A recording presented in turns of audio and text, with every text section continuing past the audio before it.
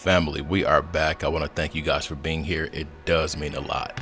It means a lot, real talk, because like y'all know this channel's went through ups and downs, even if it was nobody's doing but my own, just deleting so much content. A lot of you stayed and it means a lot. Now, I got a happy birthday lookout from Jacqueline. I do want to thank you so much. It does mean a lot. And shout out to you. Shout out to DC Mister. Shout out to Natasha, Jermika, Jay, and Bobby. Thank you guys so much for looking out for my B-Day month. This month. Yeah, I'm not going to reveal the age.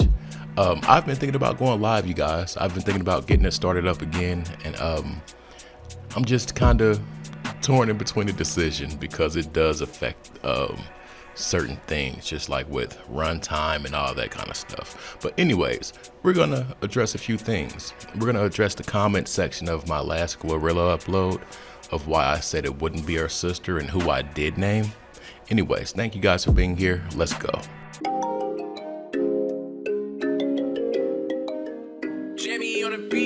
Let's get high, yeah, you know I'm about to roll. Let's get please, yeah, you know I gotta pull. Let's live life, live once I'm about to turn up. Get fly, oh for sure it's about to go up. Let's get high, yeah, you know I'm about to roll. Let's get please, yeah, you know I gotta pull. Let's live life, live once I'm about to turn up.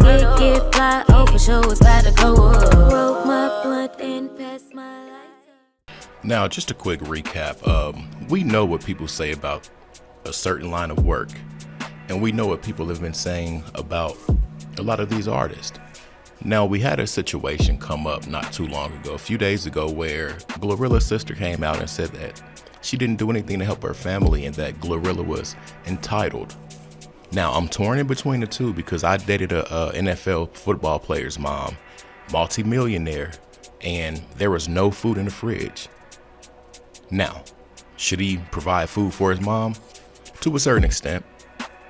But he had a 15-year-old brother at the house too, who I fed, and who also had a father. And not only did the little brother get stuff provided by me when he had a millionaire brother, but the twin brother of the guy in the NFL would come over too and ask for leaves. I'll leave it at that. But I've seen this thing firsthand all too often. Even my brother and my sisters.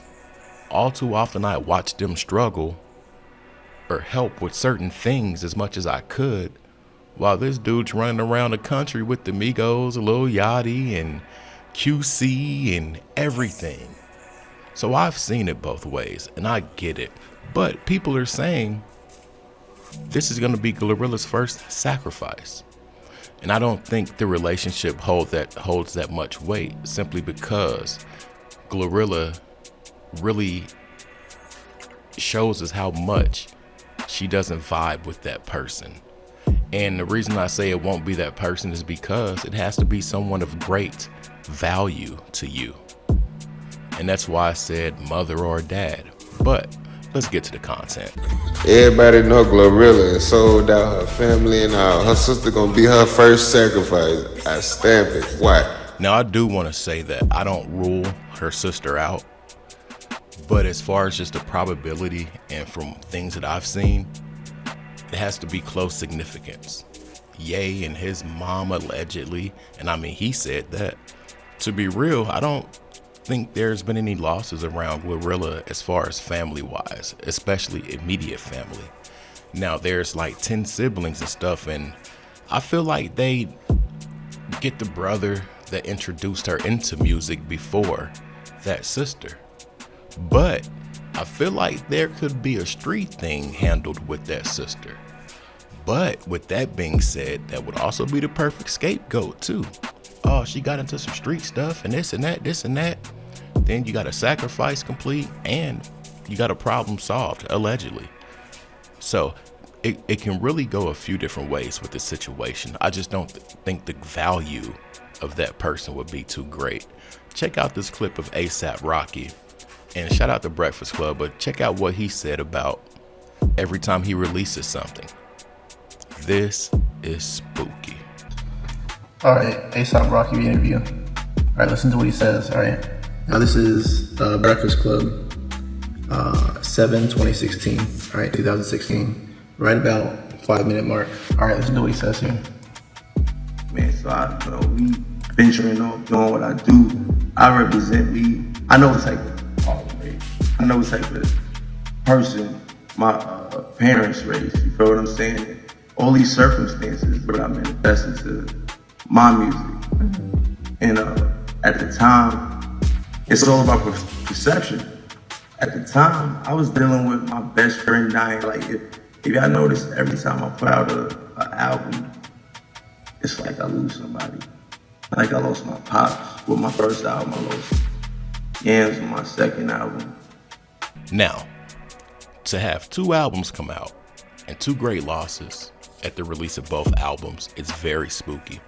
And it's kind of interesting because he said this in 2016, but in 2026, there's somebody coming out saying he sacrificed Yams and they have proof, allegedly. But I feel like it's done to test your loyalty with the machine, but to also garner energy and create momentum to get the attention on you. Let me let this dude cook though. You know, and that's what I was going through at the time. That's what I was thinking about. And I'm just saying, like, the same day that You hear that?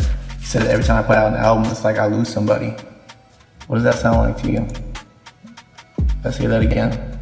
And notice the words he said. Manifestation through his music, perception. person my parents raised, you feel what I'm saying? All these circumstances, but I manifest into my music. And at the time, it's all about perception. At the time, I was dealing with my best friend dying. Like, if y'all notice, every time I put out an album, it's like I lose somebody. Like I lost my pops with my first album, I lost Yams with my second album. You know, and that's what at the time, I was dealing with my best friend dying. Like, if y'all notice, every time I put out an album, it's like I lose somebody. Some people say this is the price of fame. And my own testimony, y'all know I came up with QC, Quality Control out of Atlanta. Quavo, Takeoff, and Offset had some people under them. And I never understood why they never got bigger than what they were. But there was a group called YRN.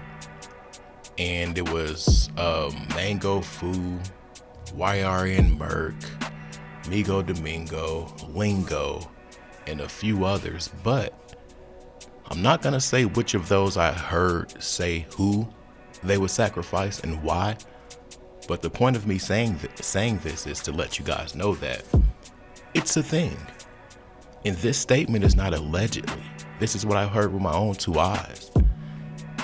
Period. Heard with my own 2 eyes. This is what I seen and heard with my own 2 eyes and own 2 ears. But we were in the studio doing what people do in the studio. I don't know how the conversation came up, but it was a conversation. It was a whole conversation. And if you notice, them guys never came out as a collective for sure, but it's just like, why? What's the reason? And what made everything else so messed up, y'all? On Amigos' decline, we lost Takeoff. I'm not gonna get into that because it's gonna make me mad. And I've already felt a certain way about Quavo since 2013 BET Awards. So let's get to the next clip. Number 2. Well, we're gonna send you a letter and answer it within a 24-hour period, and we'll tell you what we can get. What you mean a letter, man? Just come right here. No. Go home. We're gonna send you a letter, and that letter is gonna explain. But it's gonna be coded like what they want him to do if he's willing to do this. You see, it's like nursery rhymes. You're like, what? I do what? I don't understand the letter.